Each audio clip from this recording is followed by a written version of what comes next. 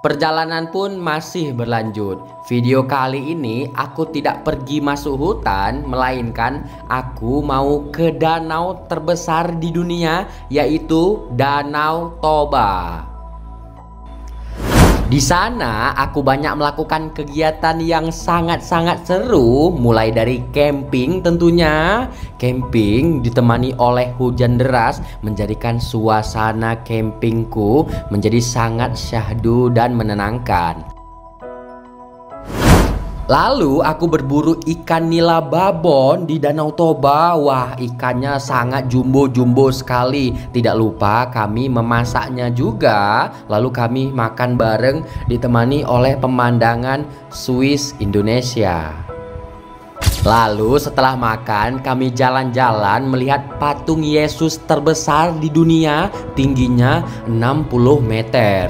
Tonton terus video ini sampai akhir. Aku pengen ngajak kalian cuci mata melihat keindahan Danau Toba. Selamat menikmati.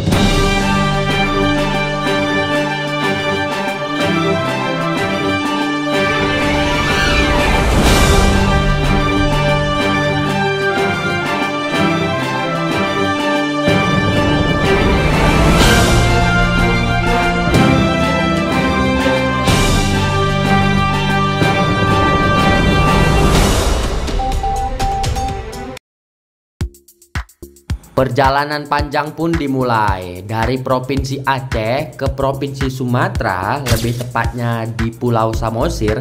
Aku harus menempuh jarak yaitu sekitaran 400 km, memakan waktu 10 jam perjalanan. Di sepanjang perjalanan, berbagai macam jenis pemandangan pun tersuguhkan. Mulai dari pepohonan sawit yang tidak ada habisnya. Aku sudah berjalan selama hampir 3 jam, tetapi belum ada hutan yang aku lewati. Hanya pepohonan sawit terus menerus.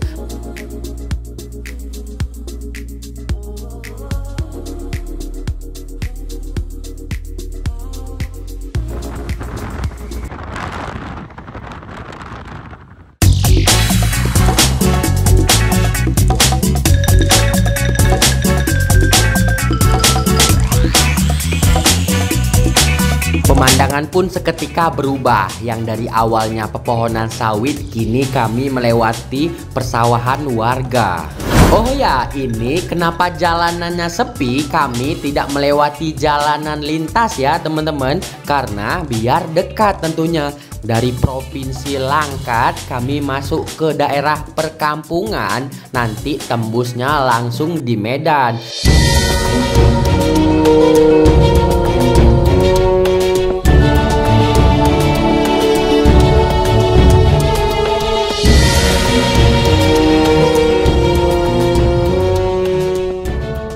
Di sepanjang perjalanan, rasa takut, rasa khawatir menyelimuti kami. Soalnya kami melewati jalan yang tak seharusnya dilewati orang-orang. Ini adalah jalan tikus bagi orang-orang menghindari razia polisi di jalan lintas. Yang kami takutkan sebenarnya bukan hantu sih, karena ini masih siang bolong. Yang kami takutkan hanyalah ada orang jahat ataupun begal. Soalnya kami sudah mulai memasuki daerah Tak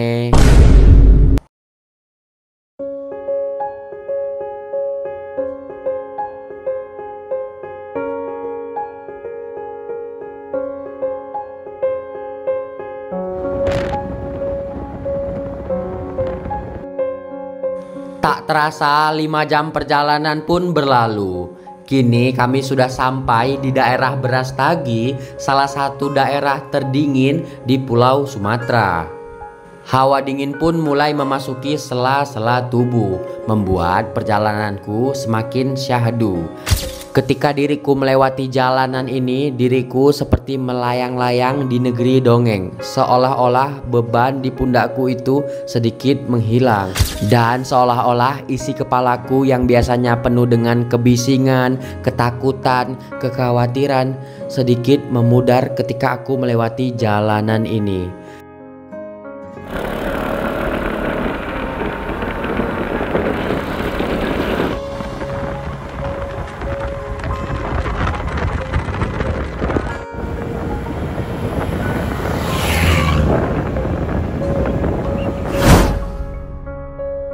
Danau Toba pun mulai menampakkan dirinya. Di depan sana sudah mulai nampak bukit-bukit yang mengelilingi Danau Toba, meskipun belum nampak airnya karena perjalanan dari sini itu masih jauh ya teman-teman, sekitaran 2 jam lagi. Soalnya kami memilih jalur darat untuk sampai ke Pulau Samosir, jadi kami harus muter 2 kali lipat gitu. Ada juga sih jalur yang lebih cepat, yaitu naik kapal. Kalian nanti bakalan naik kapal dari kota Parapat namanya. Cek aja di Google. Kalau aku sih ke Pulau Samosir itu dari Brastagi. Gitu penjelasannya teman-teman.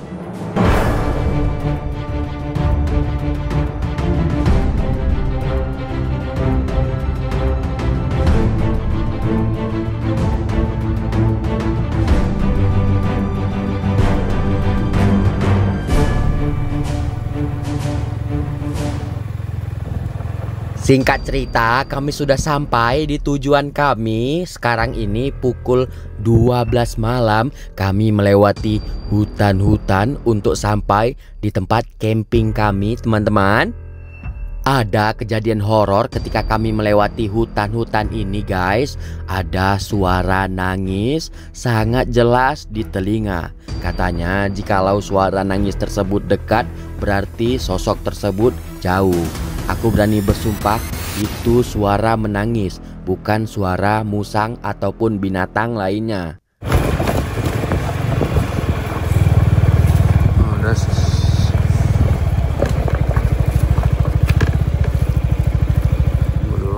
Lalu kami buru-buru masuk tenda saja karena sekarang ini sudah jam 1 malam. Oh ya, aku tidak bawa tenda dari rumah ya teman-teman, tetapi aku menyewa saja. Harga sewanya sendiri itu termasuk murah, harganya 150.000. Sudah dapat kompor, bantal, selimut, nasi, kayu bakar, pokoknya lengkap deh. Untuk menenangkan hati dan pikiran karena kejadian horor tadi, langsung saja kami berinisiatif membuat kopi tentunya agar suasana semakin terkendali. Kenapa kami tadi diganggu oleh suara menangis begitu? Karena kesalahan kami guys, yaitu kami terlalu senang, terlalu bahagia. Jadi suara kami besar-besar, jadinya begitulah diganggu. Jadi pesan dari aku, jikalau kita sedang berada di alam, senang boleh tetapi tidak boleh terlalu ria. Menjadi pelajaran tersendiri untuk aku ke depannya.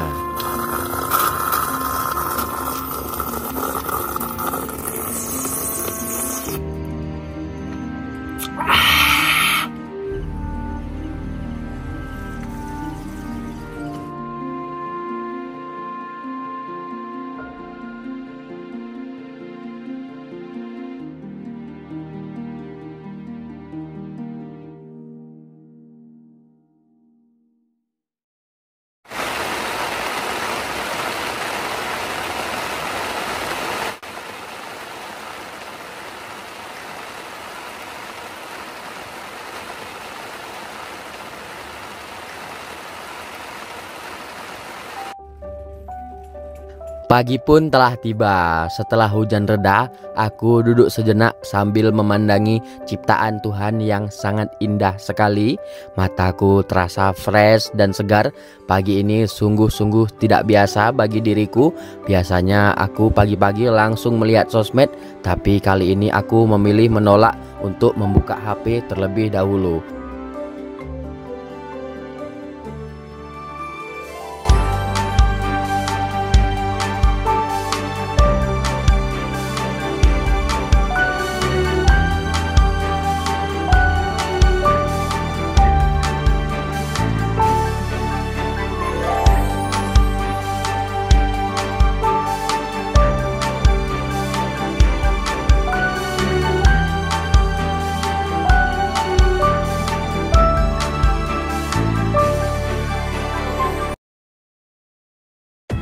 Kegiatan pertama kami awali dengan memancing. Di sini kami memakai umpan, roti dicampur dengan pelet, diseduh dengan air panas. Setelah 2 jam berlalu, kami tidak mendapatkan satupun ikan nila maupun ikan red devil. Entah salah umpan, entah airnya lagi besar teman-teman. Dari tadi yang makan hanya kecil-kecil doang. Ternyata memancing itu tidak segampang di internet ya.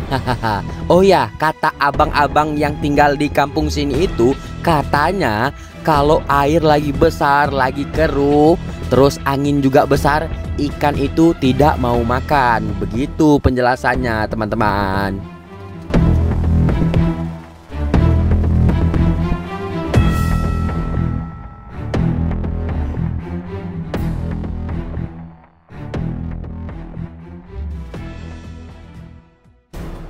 Memancing tidak dapat, tidak masalah bagiku. Langsung aja aku mengeluarkan jurus lain, yaitu mengeluarkan spear gun, tembak ikan. Semoga aja dengan cara cepat ini aku bisa mendapatkan ikan nila yang babon-babon. Meskipun ada rasa takut juga menyelimuti diriku karena banyak terdengar rumor-rumor, mitos-mitos seram tentang Danau Toba. Oh ya guys, di pinggirannya doang ini udah 6 meter dalamnya. Apalagi di tengah-tengah, berapa meter itu ya. Setelah 1 jam mencari-cari, tidak ada dapat satupun ya. Ternyata sangat sulit sekali untuk nembak ikan ini di air yang keruh. Pandangan pun menjadi terganggu. Mungkin karena aku masih belajar dan belum pro, makanya tidak dapat-dapat. Nah guys, setelah 2 jam mencari keliling-keliling, akhirnya aku mendapatkan 1 ikan nila yang lumayan babon. Ya kalau bagi orang Danau Toba, ikan nila segini sih kecil banget ya. Karena ada orang yang pernah nemuin ikan nila 10 kilo. Beuh, segede apa itu ya?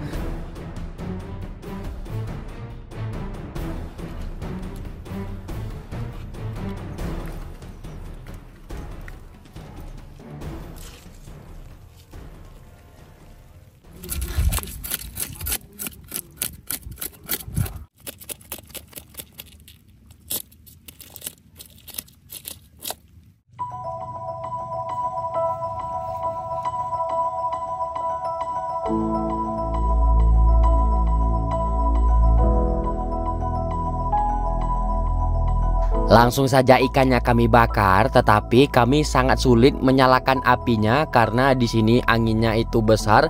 Langsung saja ditolong oleh tetangga sebelah yang lagi camping juga. Katanya kalau menyalakan arang itu atau menyalakan bara, jangan memakai plastik ataupun minyak lampu, apalagi bensin. Pakailah minyak makan. Wah, baru tahu aku ya guys, kalau menyalakan itu pakai minyak makan. Lalu di sini kami memakai bumbu ikan bakarnya khas buatan orang Batak asli ya. Ijo-ijo ini namanya kalau tidak salah ya, merica Batak. Seperti rasanya mungkin wasabi, memberikan rasa pedas.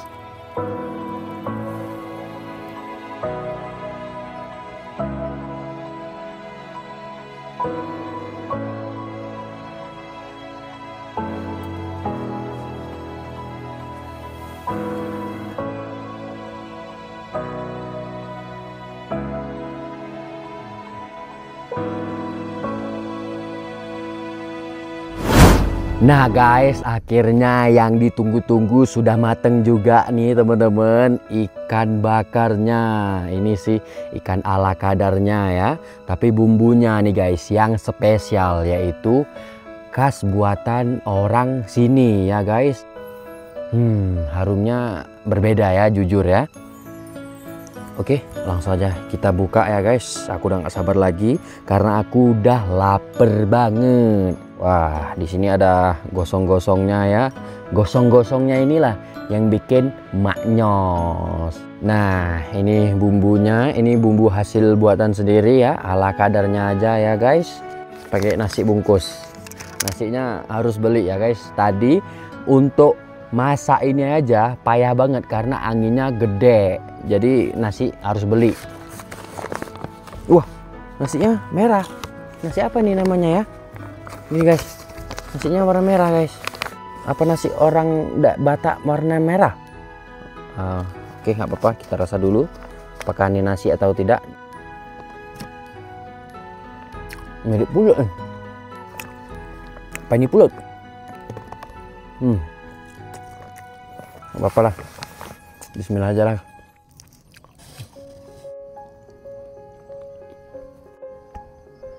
Oke, sudah.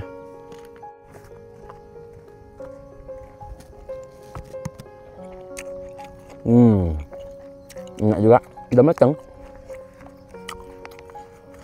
Bumbunya kan yang hijau ini mirip wasabi, pedes. Enak banget rasanya, sambil ditemani oleh angin sepoi-sepoi ya. Kalian dengar sendiri, cuman ada keheningan dan kenyamanan, lalu kedamaian. Nah, di sini nggak ada suara klekson, knalpot. Di sini yang ada udara yang segar. Wis, udah empuk ya guys. Kukira tadi nggak mateng. Rupanya mateng juga karena ikannya sudah kami iris-iris. Jadi matengnya itu merata.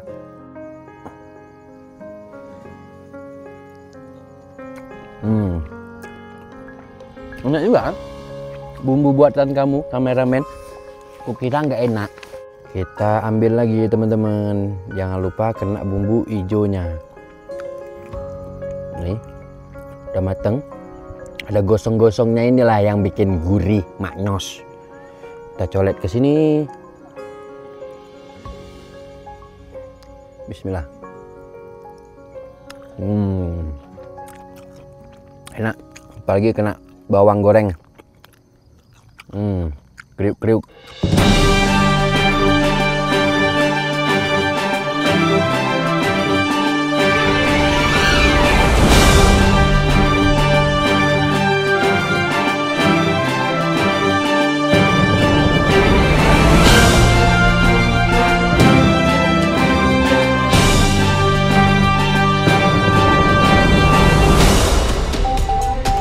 Setelah perutku terisi penuh sampai kenyang, aku pun melanjutkan perjalanan lagi guys. Yaitu tujuannya adalah melihat patung Yesus terbesar di dunia. Bahkan patung yang di Brazil pun kalah tingginya sama patung ini.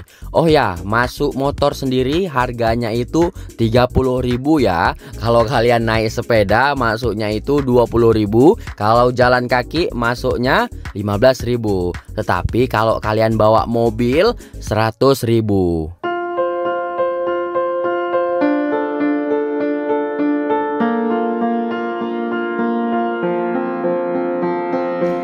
Di sepanjang perjalanan untuk masuk, jalannya bener-bener keren dan indah loh. Berliku-liku, berkelok-kelok. Tetapi tenang saja, walaupun berliku-liku, berkelok-kelok, kita tidak akan pusing karena mata kita dimanjakan sepanjang perjalanan. Kalau aku bilang sih, Swiss versi low budget. Oh ya teman-teman, kalau pakai motor matic hati-hati ya kalau melewati jalan kelok-kelok ini. Remnya jangan ditahan, harus diganti-gantian kanan kiri. Sedikit saran.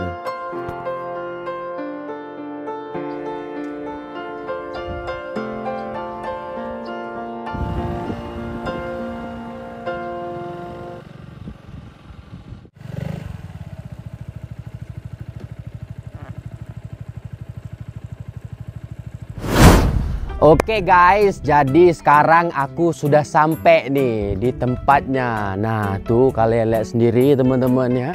Aku baru pertama kali dalam seumur hidup aku kemari guys. Biasanya aku kalau ke Danau Toba itu nggak pernah kemari ya teman-teman. Dan pemandangannya bisa kalian lihat sendiri ya di sekeliling teman-teman. Wah, sangat indah sekali. Di sini pun udaranya sangat segar ya guys. Di bawah sana ada kelok-kelok gitu, jalan kelok-kelok gitu teman-teman. Wah, di sini juga ada taman-tamannya ya guys, dan cantik banget taman-tamannya nih. Bikin mata pun jadi adem. Ini pohon apa ini? Apakah ini daun pandan? Bukan ya, bukan daun pandan ya guys. Apa ini, daun apa namanya? Yuk langsung aja kita menuju ke tempat yang paling atas sana, karena aku mau lihat patungnya dari dekat. Wih, ternyata patungnya besar sekali ya. Ini berapa meter ya guys? Ini sih menurut aku yang mahal bukan bahannya, tapi senimannya ya guys. Jadi rapih gitu ya, nggak kayak patung harimau.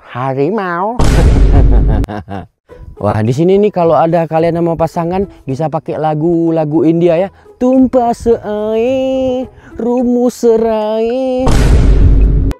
Wah, ini cocok banget untuk foto-foto prewedding ya teman-teman nih. Pemandangannya sangat bagus sekali nih kalau foto prewedding di sini.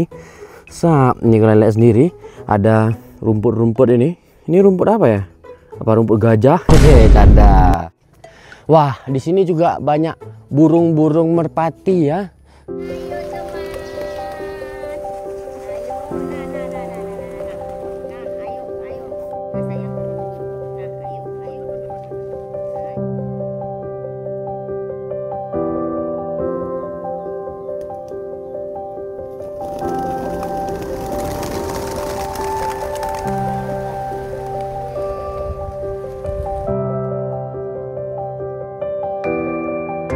Kalau di Aceh ada juga guys kayak danau-danau gini, namanya yaitu Takengon. Ya cantik juga ya, dua-duanya cantik pokoknya. Ini juga ada patung salibnya teman-teman ya. Ini melambangkan apa kalau begini? Aku nggak mau salah-salah ngomong ya. Ya gitu deh. Yuk kita lihat-lihat aja. Jangan banyak komen. Semangat, semangat. Sedikit lagi sampai semangat guys. Ini harus mendaki ya, biar kita sispek ya, biar kita nggak buncit.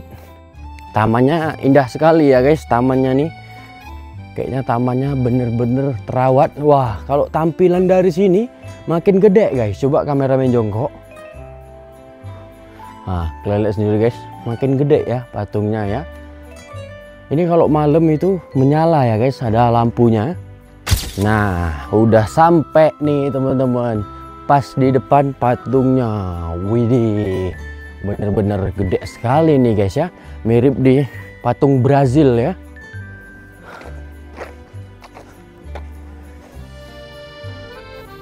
Mau ngomong-ngomong tentang patung nanti aku salah ngomong guys, jadi aku nggak banyak komen lah, lihat-lihat aja sebagai pengunjung. Dimana bumi kita pijak, di situ kita junjung. Kayak beda peribahasanya.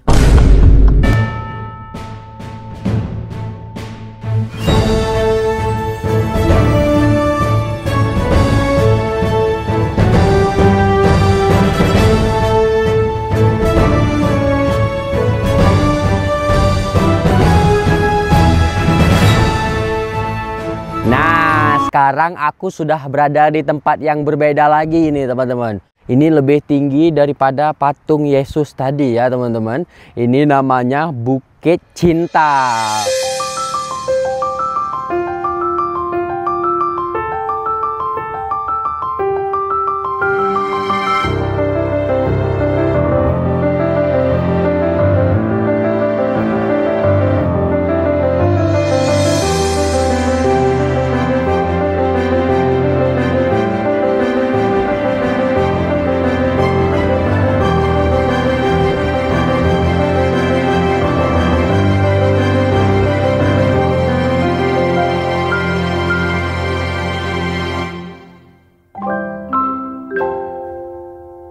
Wah, di sini pemandangannya bener-bener bagus banget, Masya Allah. Kalian lihat sendiri nih guys, di belakang aku ya teman-teman.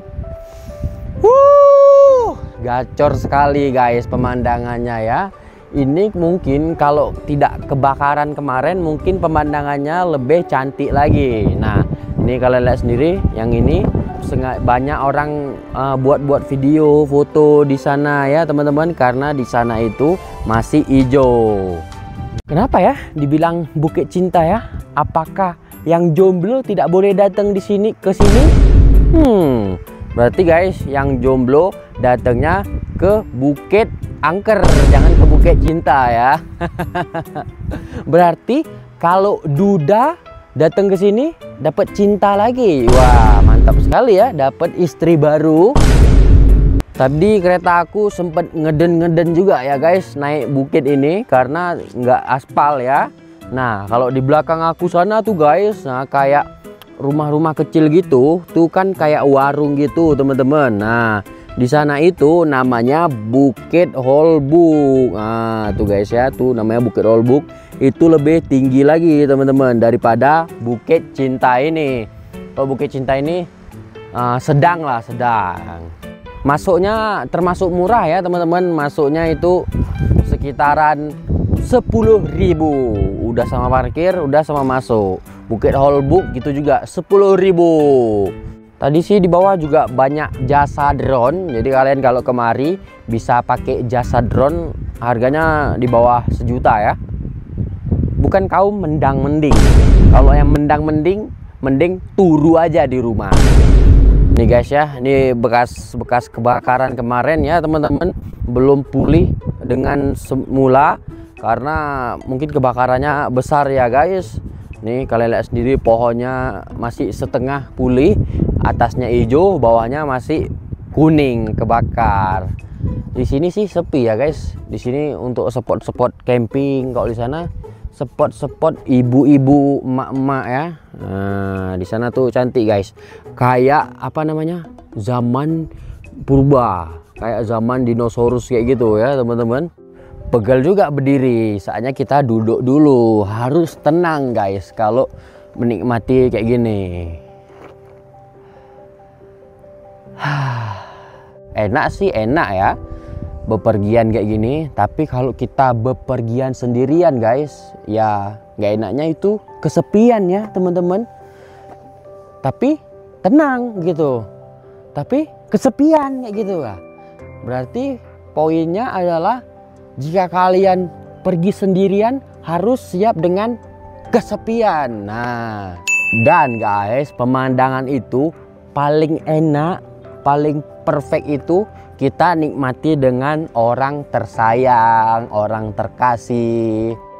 Paket lengkap itu ya, perfect. Nah, karena suatu keindahan jika dinikmati bersama itu sangat sulit dilupakan.